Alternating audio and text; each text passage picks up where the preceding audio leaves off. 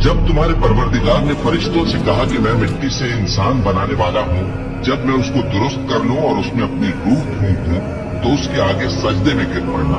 सो तमाम फरिश्तों ने सजदा किया मगर इब्लीस कि वो पकड़ बैठा और काफिरों में हो गया।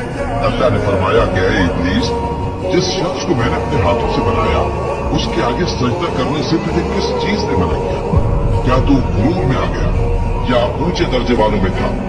बोला कि मैं इससे बेहतर हूं कि तूने मुझको आग से पैदा किया और इसे मिट्टी से बनाया।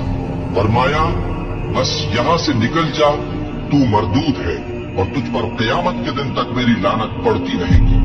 कहने लगा कि मेरे परवरदिगार, अच्छा तो मुझे उस रोज तक के लोग उठाए जाएं मोहलत दे। फरमाया कि तुझको मोहलत दी जाती है उस रोज तक जिसका वक्त मुकर्रर है।